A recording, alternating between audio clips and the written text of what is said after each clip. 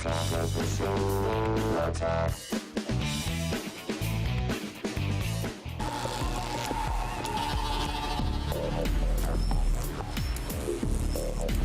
welcome The View's Chris Hardwick, everybody. The View, that's right. It's true, you guys. It's true. Listen, you know, Chris, tell me about this thing called the YouTube. the YouTube is a place where cats live. Oh, sounds great. I think cats should just make world peace. We'll be right back. You were great on The View, by the way. You were awesome. No one who watches this show watched The View and vice versa. Well, how dare you insult my season pass? My TiVo thinks I'm gay, so of course I have The View on. I know. And I almost got. I had like a weird thing with Joy Behar because we showed the video of the girl singing and falling on the coffee table, and we came back. She was like, "That's not funny," and I'm like, "Yeah, it's hilarious." You're wrong. Actually, Joy, I'm the expert on this. Again, so you can see how funny that is. Now, speaking of funny, it's hard for me to say the phrase docking station without thinking about something vulgar. Like, just roll the beautiful Gadgetron footage before he explains the whole thing with Chris Gore. What? Meet the IA5, iHome's latest iPhone dock that plays music, wakes you up, and has its own app. Drop your Apple device into charge and play music, all the while using the iHome Plus Sleep app to customize your alarms, keep track of your sleep habits, and see updated news and weather. And you can even tweet when you wake up. Let the iPhone take over even more of your life for $100.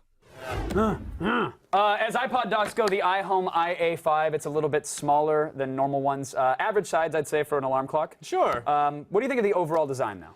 I actually like the overall design. I think it's smaller. Some of the iHome docks are a little bit bigger, and I don't have a huge nightstand next to my bed, and so it would take up the whole nightstand before. Right. This, however, is a lot smaller, and so I feel like it fits a little bit better. I like the way it's designed. Do you like the LCD design? Yeah, it's great because under the mesh, it's not as bright. Even though you can control the brightness of the readout right there, then it's not as bright with the mesh. And you were just mashing the large wake-up button, which is... Yes, that's right. The very large. It's at the whole top. The bottom. It's large buttons up in the front. You got the snooze and app button on the top. You got settings, equalizers, buttons, the line-in jack on the back. It's great. All right. Well, besides playing music from your iPhone or your iPod, this thing is an app-enhanced alarm clock, which means it can do things like personalize alarms, which is cool, and send status updates. Effing magnets. How do those work? Like the status updates are to tell the world you're going to sleep. So, I mean, other than alerting your no friends or serial sex offenders, why do you want that? That is a very useful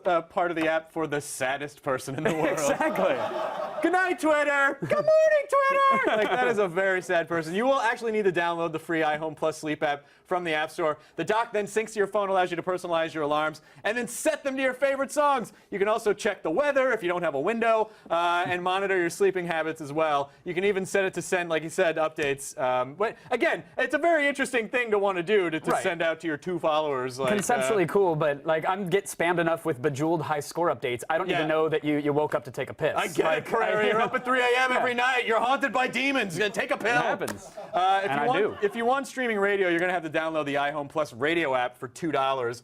It's actually powered by a different service, and you can call radio stations. But okay, so that's for radio, but we can use other music services. Yeah, you can use Pandora. Pandora's on there too. I mean, basically, it's a dock, so you can play whatever you want through it. Seems pretty simple to use and set up, setting alarm clocks and whatnot. Yeah, I mean, if setting your phone on a thing is easy, yes. It doesn't get much easier than that. It should be fairly easy. Yeah, you have to set it down somewhere. But I mean, blaring a noise to wake me up is one thing, but what about playing music through the device? Is it a good speaker? Yeah, I think the speaker's all right. I mean, it's only on the right side because obviously the left side has the readout, but so it still sounds a little unbalanced to me. I feel like there should be a speaker on the other side, but it is stereo, and for that tiny little speaker size, the sound quality is really good.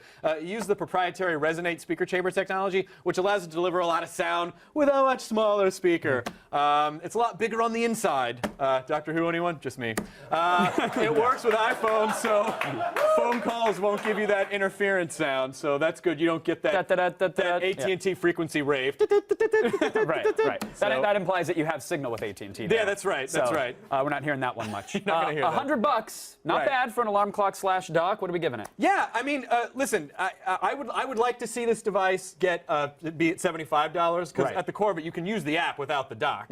I'm still going to give it a 4 out of 5. If it had been a little bit cheaper, I might have given it a 5. Great design, simple button interface, good size, the speaker quality is great. I'm not sure how much you're going to let the world know when you're going to bed or waking up on Facebook, Twitter, but $100 I think is definitely, I think it's an okay buy at that. So 4 out of 5. Thank you for that, sir Hardwick. That is it for Gadgetron. Thank you.